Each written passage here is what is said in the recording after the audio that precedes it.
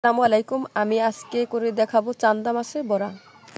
ছোট ছোট চান্দা মাছ নিয়েছি, আর নিয়েছি 4টা মরিচ, শুকনো মরিচ, আর নিয়েছি একটা রসুন।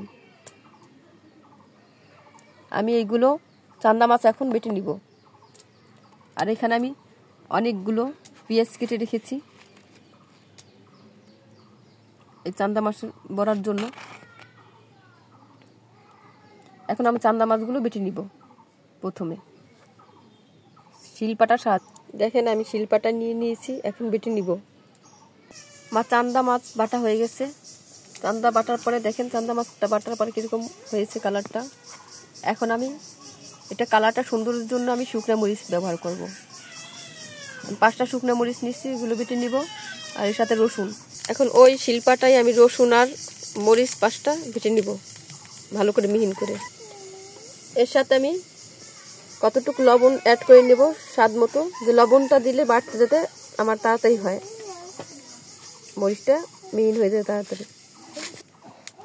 এখন আমি এর সাথে 6-7টা ধনে পাতা বেটে নিব।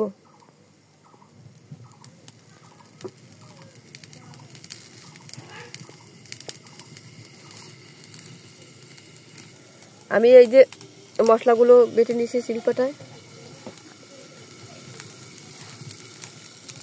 দেখেন এই যে রেখে দিলাম। এখন আমার পেঁয়াজটা বাটা বাকি রয়েছে। পেঁয়াজটা হালকা বেটে নেব, বেশি নিব না।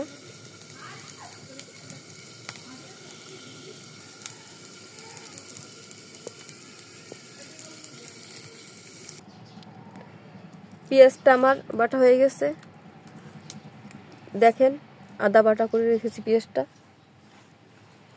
এখন আমি এগুলো মিক্সড করব। একটু হলুদ গুঁড়ো দিলাম সামান্য, এটা আন্দাজ মতো নিয়ে নেবেন।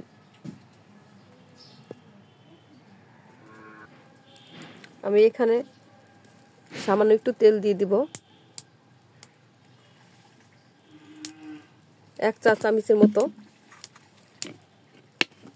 লবণ তো আগে দিয়ে দিয়েছিলাম, আর সামান্য আরেকটু লবণ দিব। এখন আমি এগুলো ভালোভাবে মিক্সড করে নিব।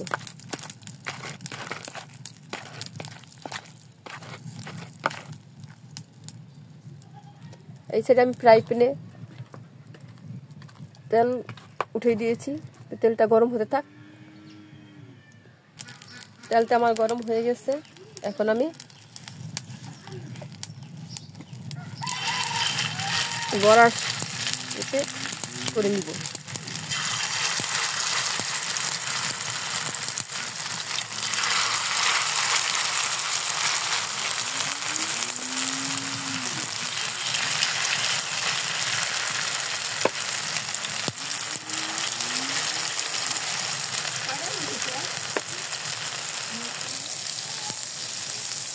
আমার এই পিঠ হয়ে গেছে, এখন উল্টিয়ে নেব।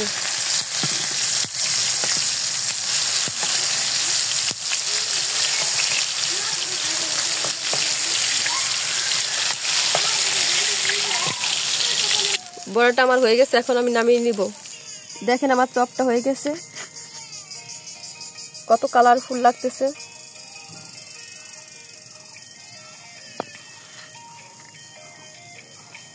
দেখেন আজকে এ পর্যন্ত, আবার নতুন কোনো ভিডিও নিয়ে আপনাদের সামনে উপস্থিত হব। আসসালামু আলাইকুম ওয়া রাহমাতুল্লাহি ওয়া বারাকাতুহু।